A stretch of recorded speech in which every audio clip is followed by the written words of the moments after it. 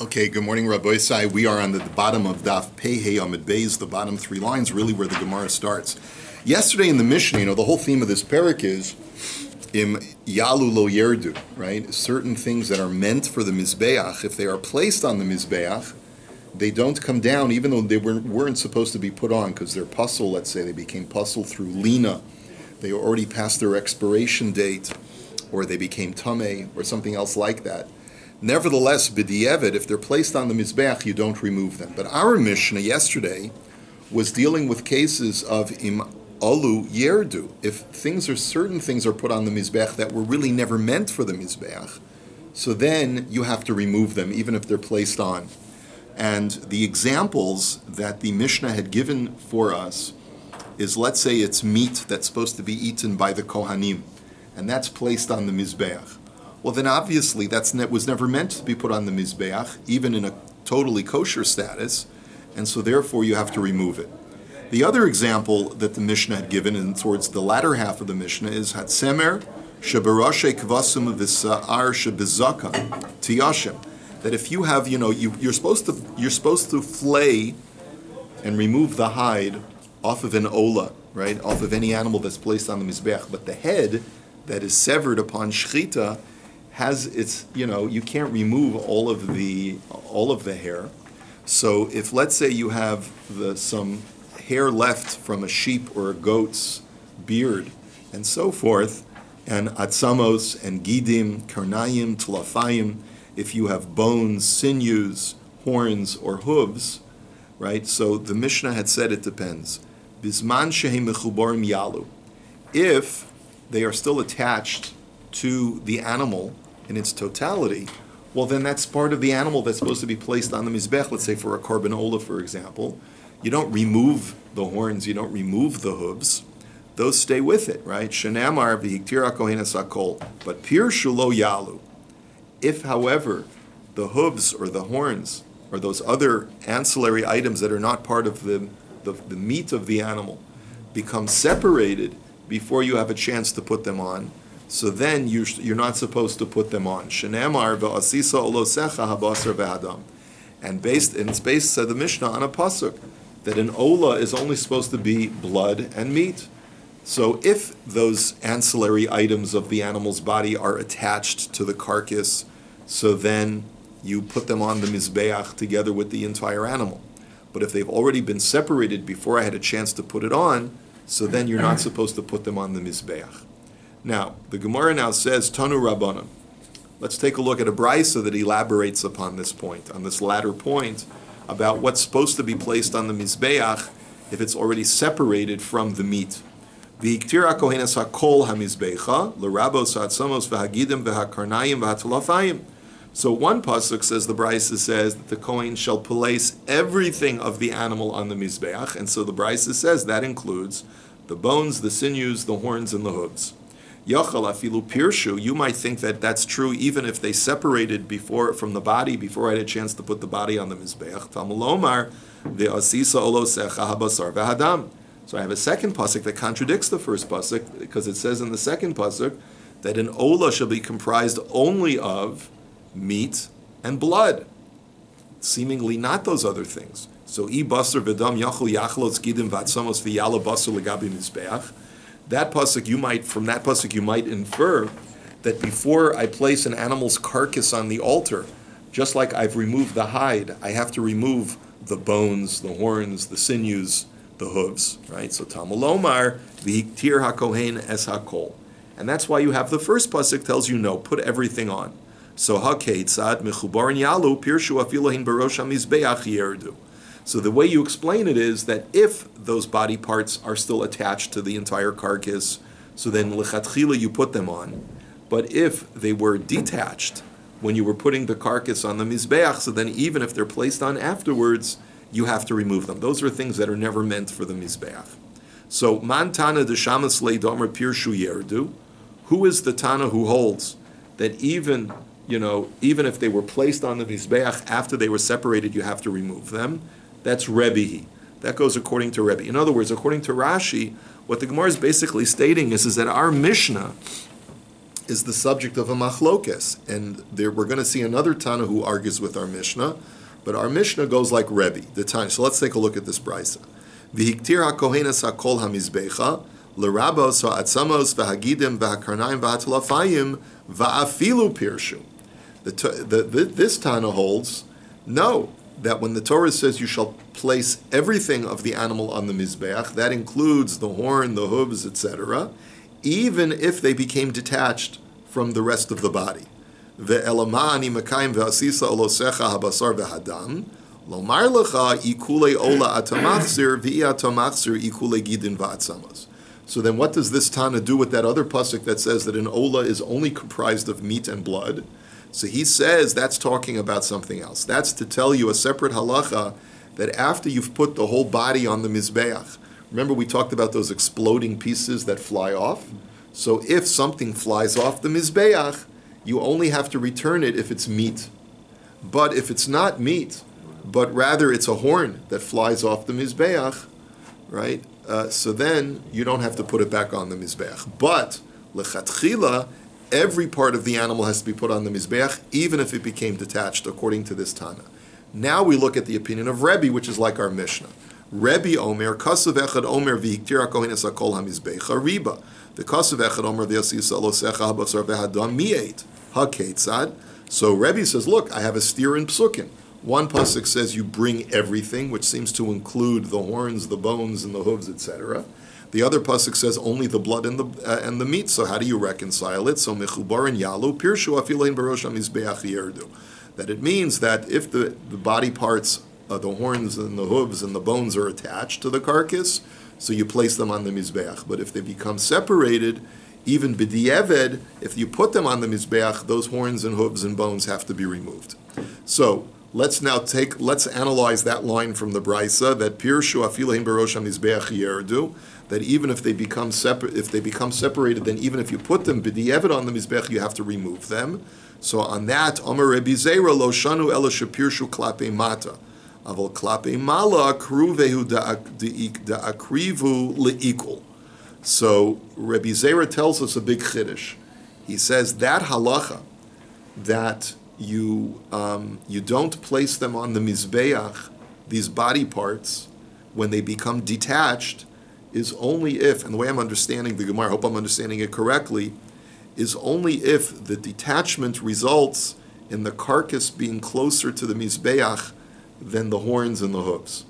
But if the horns and the hooves become detached, and spatially they're closer to the Mizbeach than the carcass is, so then you would place them on the Mizbeach nonetheless. That's what Rabbi Zera says is according to our Mishnah. So, frek the Gemara va'afilu pirshu. How can you say that?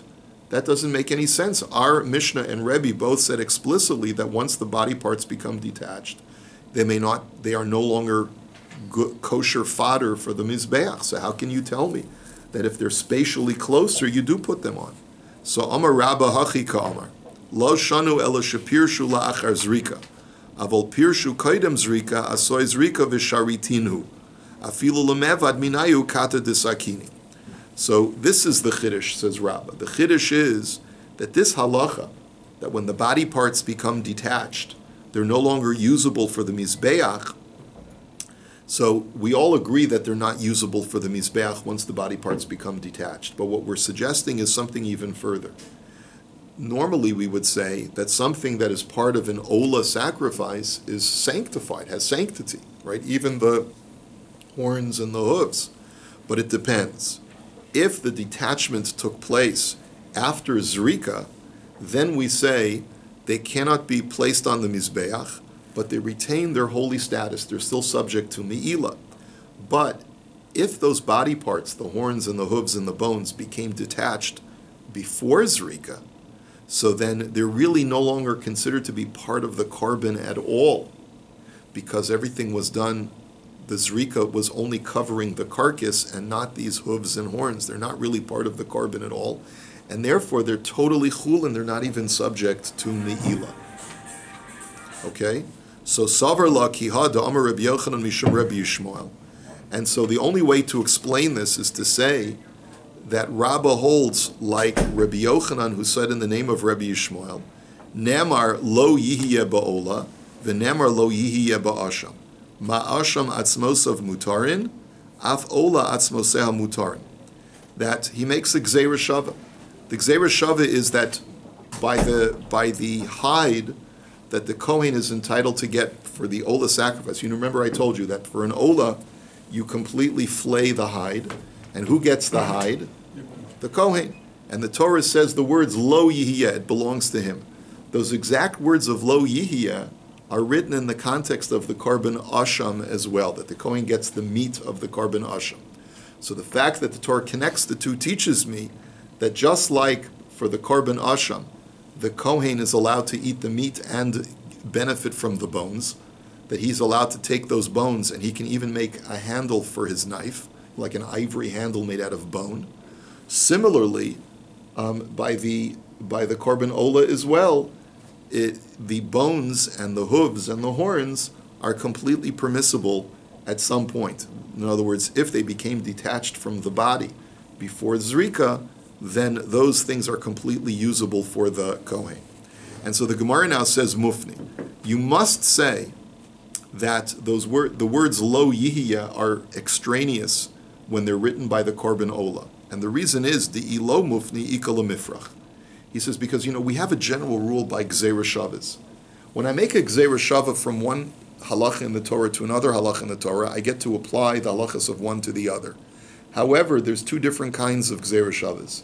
There's a gzeira shava where the verbiage that I'm using to connect the two halachas is extraneous, and there's the gzeira shavas where the text is not extraneous. What's the difference?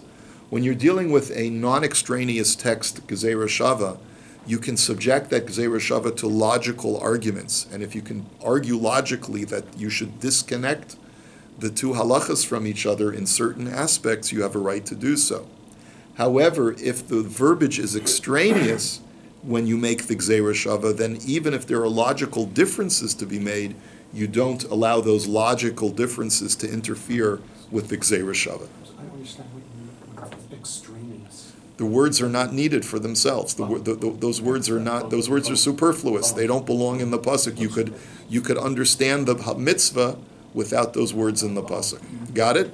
So therefore, what the Gemara is now suggesting is you must say that the words lo yihiyeh are superfluous, because otherwise I have a logical argument to demonstrate why just because the bones are permitted to a Kohen for the korban asham doesn't automatically imply that the bones should be permitted to a Kohen for a korban ola. Because why? De'ilo mufni ikala mifrach mala asham shekain b'saro mutter. He says because maybe the whole reason why the Torah awards the Kohen with the bones for a korban asham is because the Torah awards him with the meat. But by a korban ola, the Kohen is only allowed to get the hide, only the non-edible hide. So maybe the bones are also excluded from the Kohen for the korban ola, and all he gets is the hide, and he doesn't get the meat. We know he doesn't get the meat for sure, but maybe he also doesn't get the bones, and it's different from a korban asham. So the Gemara says, you're right. Lo yihiyeh yisera ksiv. You're right. And as Rashi speaks out, the Torah could have left out those words lo yihiyeh, and it could have just said that the Torah could have just said v'hakohen hamakrivus olas ish or ha'ola asher hikriv lakohen, that the hide is for the Kohen. Those words lo yihiyeh are completely superfluous, and therefore it is a mufna gzeira shava. But basically, what we're inferring from this halach of Rabbi Yishmael, that there are times when the Kohen is allowed to have the bones and the horns and the hooves of the korban ola. When is that? When they became detached from the korban ola before zrika. Now, Masiv Rav Ada bar Ahava. So Rav Ada bar Ahava challenges that. There's a brisa that says, Atzmos kodshim lifnei zrika molin bahen la'achar zrika ein molin bahen v'shal ola molin bahen la'olam. That bones of kodshim, right, from kodshim animals, are subject to me'ila before zrika, but after zrika, just like you're allowed to benefit from the meat, you're also allowed to benefit from the bones. But that's only true with a regular korban where you're allowed to eat the meat. But by an ola, where you're never allowed to eat the meat, you're also never allowed to benefit from the bones, regardless of whether it's before zrika or after zrika. That seems to be what the Brisa is saying. So how can you, Rabbi Shmuel, say that you're allowed to benefit from the bones if they become detached before Zrika? So Ema v'shal ola pirshu lifnei Zrika ein mo'alin bahen, la'achar Zrika mo'alin bahen la'olam. So the Gemara answers, because that Brisa is talking about where the bones were not detached from the carcass before Zrika. But for an Ola, if the bones were detached before, the horns were detached before Zrika, they're not subject to Me'ila. It's only if they were detached after Zrika, then they are subject to Me'ila permanently. Now, this statement of Rabbah, who says that that if they become detached from the Ola, the Kohen is allowed to benefit from them, is allowed to use them for personal use, argues with Rabbi Elazar. The Amar Rabbi Elazar, Pirshu lifnei Zrika mo'alin bahen, la'achar Zrika lo nenin v'lo mo'alin. Rabbi Elazar says just the opposite. He says that if the bones and the horns, etc., became detached before Zrika, then they are permanently subject to Me'ila. Because apparently he holds that the Zrika then doesn't even help at all for these bones to remove them at all from their permanently Me'ila status, permanent Me'ila status. Just the opposite of Rabbah, who says that when they become detached from the animal before Zrika, they're not considered part of the carbon at all. He says, no, they're a part of the carbon, and it's worse if they become detached before Zrika, because then the Zrika doesn't alleviate anything, any Kedusha from these bones at all. But if they become detached from the carcass after Zrika, then they're not subject to Me'ila, but Midarabanan, you're not allowed to benefit from them, because just like you can't benefit from the meat, it has to be completely burned, so too you're not allowed to benefit Midarabanan from the bones and the horns. Okay, let's go on to the next Mishnah. Any commentary, any questions?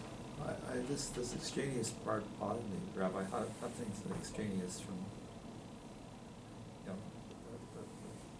concept? Nothing, of course nothing's extraneous. There's no extraneous verbiage in the Torah. Why does the Torah add extra words? From a Masoretic perspective, it's to provide us with the ability to make a drasha. It's the ability to infer additional halacha. That's what Shas is all about. That's if you're in Daf Yomi, you understand that, right? You understand that there is extraneous verbiage, prima facie. And then when we look at it more carefully, we understand that extraneous verbiage is not extraneous because it's used to teach us halachas. That's exactly what we mean. Okay? Okay, good. Let's take a look at the next Mishnah. V'kulan shepako me'al gabi hamizbeach lo yachzir. Now, in all cases where we talked about something that's puzzle, and we said im olu lo yerdu, that if they are placed on the mizbech, they are not removed. Or if we're talking about, let's say, horns and hooves that were attached to the animal when I placed it on the mizbeach.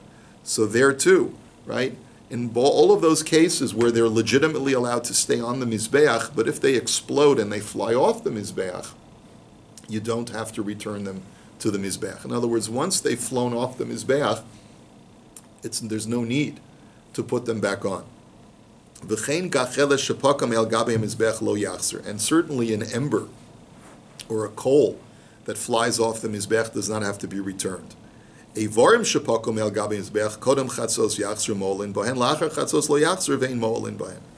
let's say you have actually limbs of the animal that fly off, explode and fly off the mizbeach. So it depends. If it's before chatzos, you have to put it back on. If it's after chatzos, you don't have to put it back on. Now this is something that we've never seen before. Normally we said that pekian, things that fly off the mizbeach, have to be returned. If they're still animal parts that still have not been totally incinerated, you have to return them. And we've never seen this criterion of before chatzos or after chatzos. So we have to carefully define this. And finally, the Mishnah says something totally different. Kishem shahamizbeach mekadesh esaroilo kach hakevesh mekadesh masharoilo. That just like the mizbeach sort of sanctifies or gives sanctuary to things that are placed upon it, the ramp of the mizbeach does the exact same thing, has that same quality, that once something, even if it was puzzle and should not have been placed on the ramp, but if it was placed on there, kevin sha'olu lo yerdu. And the final thing is, Kishem shamizbeach v'hakevish mekachin esaroi lohen kach hakelo mekachim. And just like the mizbeach and the ramp give sanctuary to things that are placed upon them, so too, once something is placed in a ministering vessel, it is sanctified by that vessel and given that holy status permanently. Now, what the details of that are, we'll see later on in the Gemara. That's not today's daf. But let's go back to the Gemara that had said that there's a trigger that takes place at midnight. At the stroke of midnight, that changes the status. If it flies off the Mizbech before midnight, put it back on. If it flies off after midnight, do not put it back on. So, heichi dami, ida ispahu mamish afilu la'achar chatzos nami. Ida lestuhu mamish afilu kodem chatzos nami lo. So the Gemara says, I don't understand. If there's still mamashus, if there's still substance, you can still recognize that this is an animal part, then why after chatzos do you not have to put it back on? And if it's completely charred and no longer recognizable as having been from an animal, because it's totally charred, then even if it flies off before chatzos, you shouldn't have to put it back on. It's totally carbonized. So the Gemara says, lo tzricha b'shariri. So the Gemara says we're talking about something in between those two extremes. When an animal part is still moist, so then you always have to put it back on, whether it's before chatzos or after chatzos. When it's totally charred, then you never have to put it back on, even before chatzos. But there's a certain middle stage where the animal part, the meat of an animal, becomes, if you think about taking a thin piece of a minute steak, placing it on the grill, and letting it cook for too long. So it's not going to get, it may not get charred, but it'll get so dry that it's like a hockey puck, right? So it's very, very dry, but it's still recognizable as a piece of meat. So that situation, says the Gemara, is what our Mishnah is addressing. If it's before chatzos that it flies off, you get a hockey puck in the head, so then put it back on the mizbeach. If it's after chatzos, so then you don't have to put it back on the mizbeach. They should make the Kohanim wear hard hats, right? Hockey mask is dangerous. Yeah, that's right. That's right. So anyway, so minahani mili. So where do we know this from? That there's such a thing as a criterion of chatzos for such a thing. So Amar Rav Kasav Echad Omer Kol Halayla V'Hikter, V'Kasav Echad Omer Kol Halayla V'Herim, Chelkeu Chetzi LaHaktar V'Chetzi LaHarama. So it's really not so clear that you see this in the psukim itself. But basically what the Gemara is picking up on is that there are two psukim written by the Korban Olah that are adjacent to each other. One pasuk says that the Olah shall burn the entire night.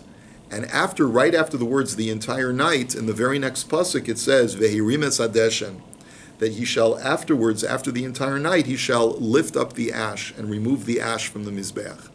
What that means is that the entire night is divided between burning things on the altar and removing things that have been burned on the altar. So how do you reconcile that? When are you supposed to make sure that things are burning on the altar? And when are you supposed to be removing things off the altar also at night? So the answer is that we're dealing with this dried out piece of meat that you divide the night in half. Sometimes in the middle of the night you have to let something continue burning, and sometimes in the middle of the night you can remove it. So we're talking about this dried piece of meat, and chatzos halayla, midnight, is the dividing line between when you're supposed to let something burn and when you're allowed to remove it. So Masiv Rav Kahana. So Rav Kahana challenges this. He's saying, you're telling me that biblically we learn that things that are burning on the altar before midnight may never be removed. So look at the following brisa. B'chol yom torim es hamizbeach mikaros hagever osamach lo milafano v'me'acharov. The brisa says that every day you did trumas hadeshen, which is that you would remove the ash, you remove a spoonful of ash, a shovelful of ash off of the mizbeach. That was the first avoda of the day, and you would start that on. If it was a regular day, you would start that as soon as the rooster crows in the early morning hours, pre-dawn hours, either a little bit before or a little bit after the crowing of the rooster. But b'yom ha'kippurim b'chatzos and b'regalim b'ashmoras harishona. But that was on a regular day. If it was Yom Kippur, so then you started even earlier. Right after midnight, you would do Trumas Hadeshen. And the reason why you did that, as we'll see, is because we wanted to make sure that all of the ash and the Mizbeach had been properly organized, and that the wood was placed on the altar, and everything was totally ready, so that as soon as dawn struck, the Kohen Gadol could begin his avoda because otherwise, if he started later in the day, he would become weaker as the day went on. So we wanted to make sure that the Kohen Gadol would start at the crack of dawn. So in order to do that, we would do all of the prep work the night before, after midnight. Now on Yantif, we started even earlier. We would do the Trumas Hadeshen even before midnight, after the first third of the night. Divide the night into thirds, and after the first third of the night had elapsed, you would do Trumas Hadeshen. And of course, the reason is because there is so much strewn ash, because let's say yesterday was also Yantif, and there were so many people who brought karbanos, the top of the Mizbeach was a mess. It was a huge pile. We had to actually do a lot of sweeping and cleaning, we Kohanim, and you had to reorganize the pile of the tapuach, which is the pile of ash in the center of the Mizbeach, clear off everything else. And there's a huge lineup that starts already in the pre-dawn hours of people wanting to bring their karbanos. So we would start even earlier in the night, even before midnight, to start doing all the prep work to get everything ready. So the question is, V'isal kadaitach mechatzos de oraisa heichi mekadminon. But the question is, you just got through telling me that based on the two ways of reading the pasuk, we're not allowed to remove anything off of the Mizbeach until after midnight. So how could they do the Trumas Hadeshen before midnight during the Yomim Tovim? So Amar Rabbi Yochanan, Mimashma shenemar kol halayla, eini yodeya sha'ad haboker, matamul omer ad boker. So Rabbi Yochanan says, listen, take a look at the pasuk again. The Torah says you're supposed to let the carbon ola burn all night. Then it says until morning. Well, all night means until morning implicitly. Why does the Torah have to say those extra words ad boker? So tein boker libakaro shalayla. So what it means is that there is a morning that comes before the morning.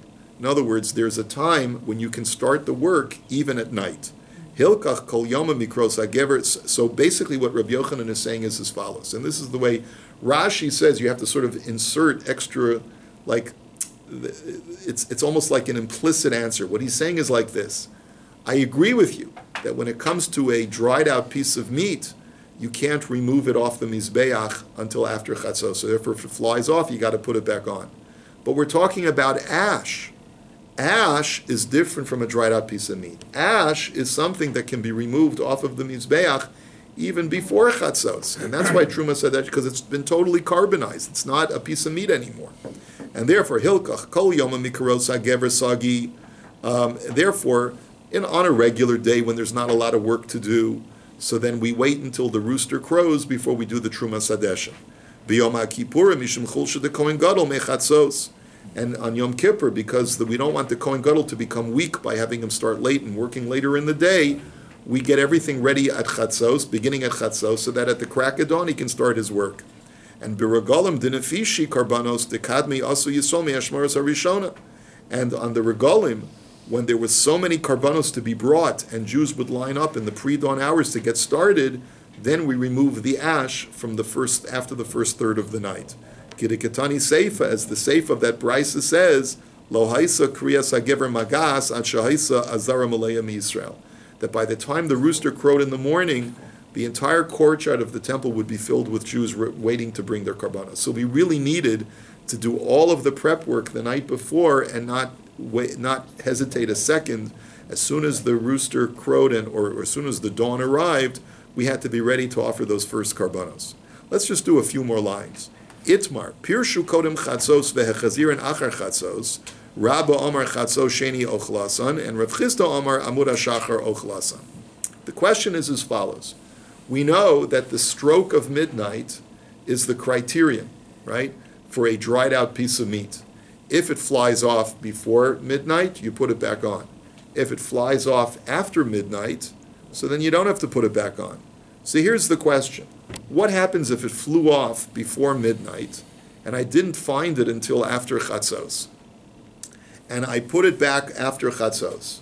So the question now is, what is the status of that piece of meat vis-a-vis its subjectivity to mi'ila? In other words, at what point am I allowed to take that piece of meat and no longer consider it to be subject to mi'ila, to be a piece of sacrificial material?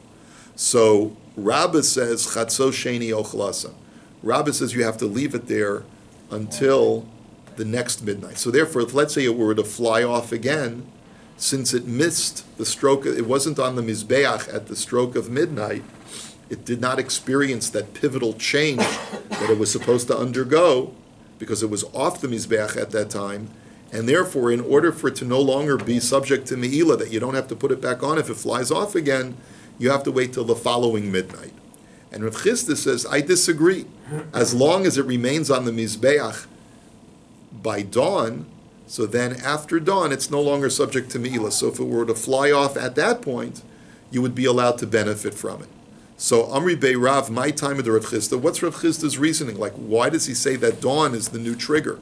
Because umachatzo shein osalina osa ichol amar shachar shosalina indin sheosa ichol. So the argument is as follows. We know that dawn is a pivotal moment for changing the status of sacrificial meat that was not placed on the Mizbeach or was placed on the Mizbeach and didn't burn. That meat has the status, or I should say, it was not placed properly on the Mizbeach. That if something was left off the Mizbeach and it was supposed to be burned the previous day and the night, and it was left until morning and was not placed on the Mizbeach, what is that called? It's called lina. And that trigger that causes that meat to transform into lina, is that trigger moment is dawn. So we know that dawn is a trigger time, is a transition point to change something from regular sacrificial meat to lina. So if it works to make something into lina, surely it should work as a transition point to change this dried out piece of meat from being, having to be returned to the Mizbeach to no longer having to be returned to the Mizbeach if it flies off. So, Pirshu Kodem Chatzos Vechazrin La'achar Amud HaShachar. So now the next question is, okay, so that's the machlokes when a piece of meat flies off before Chatzos and I put it on after Chatzos. Okay, but what about the following question? What if a piece of meat flies off before Chatzos and I don't discover it until after dawn? What is the status of that meat at that point? So Rabba Omer Chatzos Sheni Ochlas. And so Rabba says it retains its holy status until the following midnight. And therefore, if it flies off after the following midnight, it's totally okay. It's no longer subject to Me'ila. And Rav Chisda Amar Ein Bahen Ikul La'olam. And Rav Chisda says no. If it missed the trigger point of midnight, it was off the Mizbeach at midnight, and it missed the trigger point of dawn, so then it's permanently sanctified, and no matter how many times it flies off the Mizbeach, you got to keep putting it back on until it's totally carbonized. So Maskef la Rav Yosef. So Rav Yosef says, I don't really like this explanation. He says, Uman leimalan de chatzos berosh ha-mizbeach mishav yiluhu ikol. Dilma kol heicha de mishak chaluhu mishav yiluhu ikol. So where do you get this idea that the stroke of midnight only creates a transition point when the dried out piece of meat is on the Mizbeach? Maybe the midnight creates the transition from being subject to Me'ila to no longer subject to Me'ila, regardless of where the piece of meat is. So even if the piece of meat were to fly off before Chatzos and it's on the floor, once midnight comes, it's no longer subject to the law of Me'ila. You don't have to put it back on. I mean, where did you get this idea that midnight only works if the dried piece of meat is on the Mizbeach? It could work even if the dried piece of meat is off the Mizbeach. And on that basis, Shalchu mitam hilchasa Rav Yosef. They sent a message from Eretz Yisrael that we paskin like Rav Yosef, that if a dried out piece of meat flies off even before Chatzos, once the stroke of midnight comes, that meat no longer has to be returned to the Mizbeach. It's no longer subject to Me'ila. We're in the middle of the discussion, but this is a good place to stop, and we'll continue Amir Tzashem tomorrow. Have a wonderful day.